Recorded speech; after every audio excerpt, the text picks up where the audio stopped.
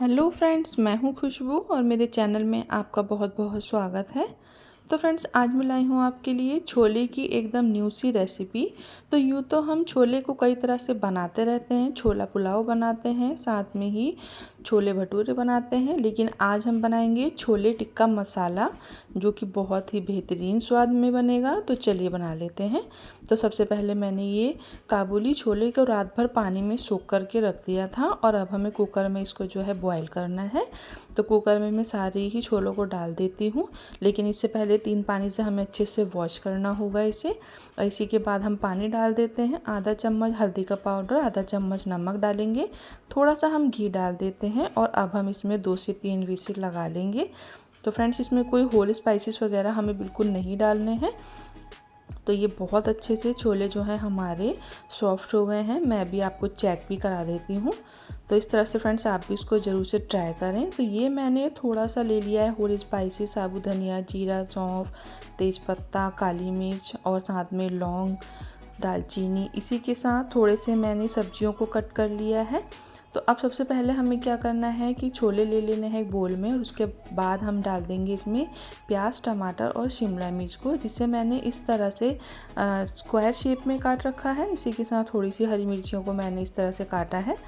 अब हम जो है इसमें दही डाल देते हैं, साथ में ही हम बेसन डाल देंगे, कसूरी मेथी को डाल देंगे और थोड़े से हमें बेसिक मसाले जैसे आधा चम्मच हल्दी का पाउडर, आधा चम्मच नमक, आधा चम्मच कश्मीरी कलर, आधा चम्मच लाल मिर्च का पाउडर, आधा चम्मच गरम मसाला और थोड़ी सी अदरक लहसुन के पेस्ट को डालकर इसे अच्छे से मैरिनेट करेंगे। और उसके बाद आधे घंटे के लिए हम इसको एक साइड पर रख देते हैं। उसके बाद हमें इसको ऑयल में फ्राई करना होगा। तो मैंने एक पैन में थोड़ा सा ऑयल डाल दिया है और उसके अंदर जो छोले और हमारी वेजिटेबल्स हैं उसको हम मुश्किल से 2 से 3 मिनट ही ऑयल में फ्राई करेंगे।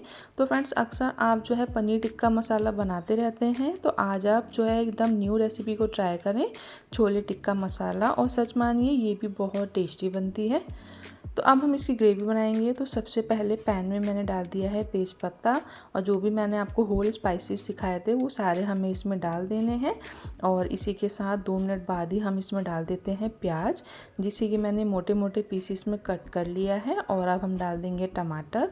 इसको भी ऑयल में हमें सौते करना है। और फिर से थोड़े से बेसिक स्पाइसेस जैसे कि आधा चम्मच हल्दी का पाउडर, आधा चम्मच नमक, आधा चम्मच लाल मिर्च का पाउडर, आधा चम्मच पिसा धनिया, आधा चम्मच गरम मसाला।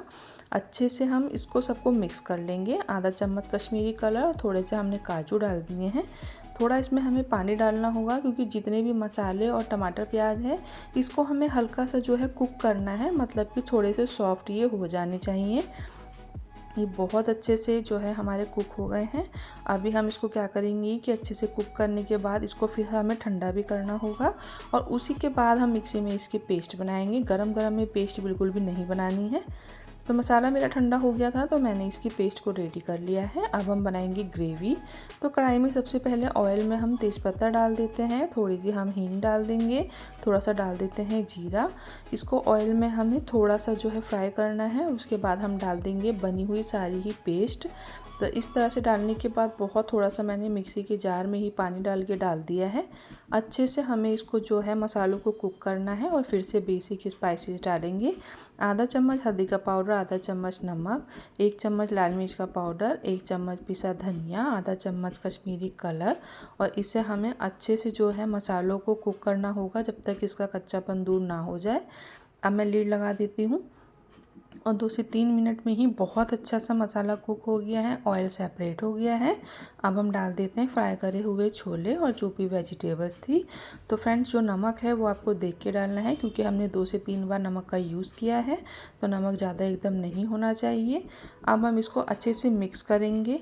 तो फ्रेंड्स, पानी आप अपने पसंद के अकॉर्डिंग डाल सकते हैं अगर आपको राइस से खाना है। तो मैंने इसमें ज़्यादा ग्रेवी बिल्कुल नहीं रखी है। अब मैंने हरा धनिया डाल दिया है और फ्रेंड्स, ये बहुत बढ़िया सा हमारा छोले टिक्का मसाला बनकर तैयार हो गया है। तो आप भी इसको एक बार ज़रूर से ट्राई करें फ्रेंड्स, आपको भी बेहद पसंद आएगा। तो अब मैं इसको सर्व कर रही हूँ। मैं आज इसको जो है पराठे या नान के साथ सर्व करूँगी। तो फ्रेंड्स, वीडियो अगर आपको पसंद आए तो लाइक करें, चैनल पे नए हैं तो प्लीज़ सब्सक्राइब कर लें।